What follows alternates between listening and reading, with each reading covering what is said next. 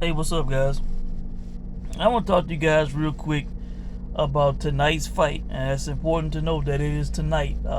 This is Friday, not Saturday. All right, we have a fight coming up tonight that I think is a good opportunity between Jose Ramirez and Pedraza. All right. Now, I talked about this fight during my post-fight video or my immediate reaction video to the Josh Taylor Jack Catterall fight. I've gone in on Pedraza to win this fight because I'm getting a phone call here. But I have gone in on Pedraza to win this fight because Ramirez appeared to be a broken man.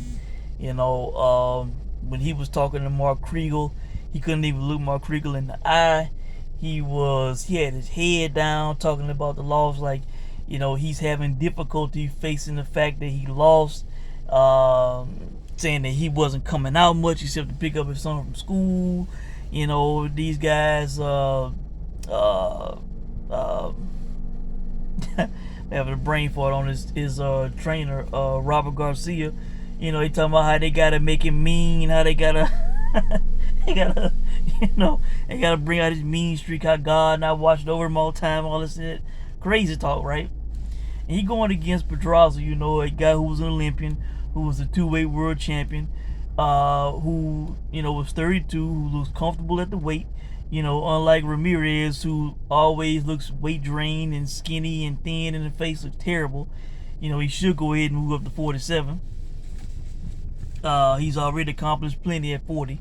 I think he's making a mistake, continuing to drain himself. But, Pedraza looked good in his last fight. He beat a 21-0 prospect, stopped the guy in 8 rounds. He was good with his movement, with his jab, his power hand. He was switching stances on the guy and just, looking great. So, you got a guy who is fighting at a great level, who is still in his prime, going against a guy who lost wide, in my opinion, to Josh Taylor. And then before that, I only had him winning by 1 point against Postal. This guy also was in a close fight with Zepeda.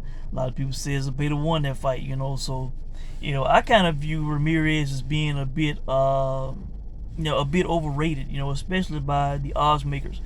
They had him as a huge favorite over Victor Postal at minus 900. And we all know that was a close fight.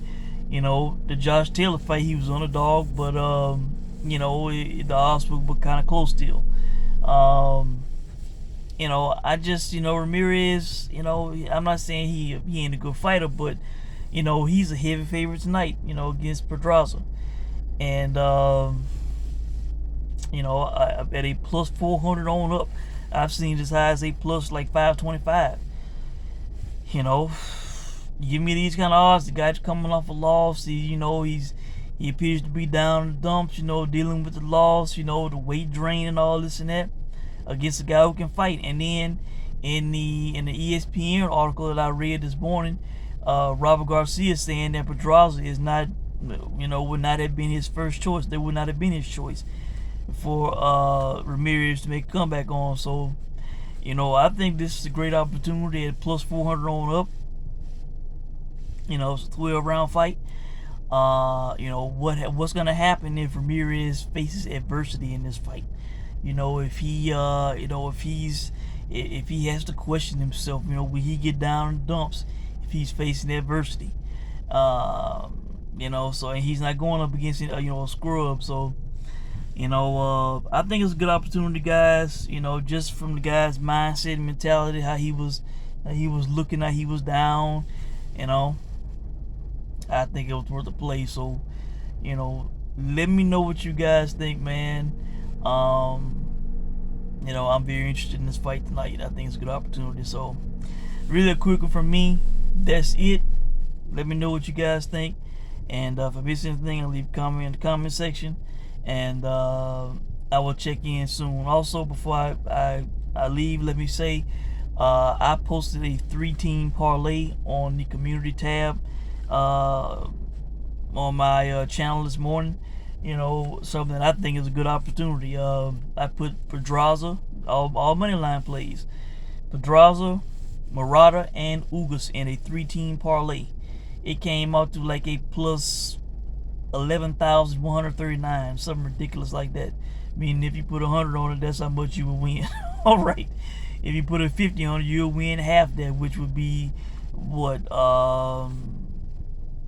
That would be what, over $5,500. All right. So you know, and I think it's a winnable parlay. You know, hell, this is my most. I'm more concerned about this fight than other fights. You know, Ramirez is just you know, a down in the dumps guy. I'm not saying he a garbage fighter. He's a former world champion. I respect him, but coming off what he's coming off of, you know, coming in with this level of guy, the weight drain, I think it's a good opportunity. And then Murata against Triple G. Triple G is, you know, 40-year-old man, not in his prime anymore. He going to a foreign country. He's fighting a bigger, younger guy that has a punch, you know, who has not been knocked out. You know, this is not prime Triple G. I don't think he's gonna make it to the Canelo fight. You know, I think he's gonna lose against this guy. Hell, it could be home cooking. You know, even if he was to outbox the guy, which you know, I don't even see that happening. You know, remember he was getting outboxed by Steve Rolls, and that was a few years ago, and got a gift against Derchenko. So, you know, we're not even counting Ramirez because the guy was young and you know, no power. All right, so. But I think that's a great opportunity. They're giving stupid odds because Triple G, because he's a legend, because they're thinking about prime Triple G, and this ain't prime Triple G. You know, the odds should be a lot closer. You can get over what I think plus 400 on that fight. All right, and then finally, you know, Ugas against Spence. I've already broken that down. You know, I've always felt that Spence was overrated, but you know, coming off the alcohol and the car accident and the eye surgery and the inactivity. You know, combine all that and you're going up against the second best welterweight in the world.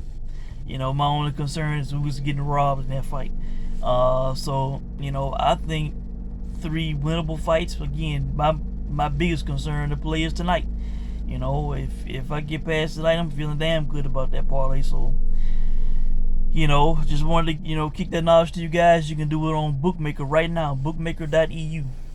They have all 3 lines up. You know, the other casinos, you know, they may not have all 3 up. I did not see all 3 up on the ones I use. So, you know, I think good opportunity. So thought I'd you know, throw it out at you guys.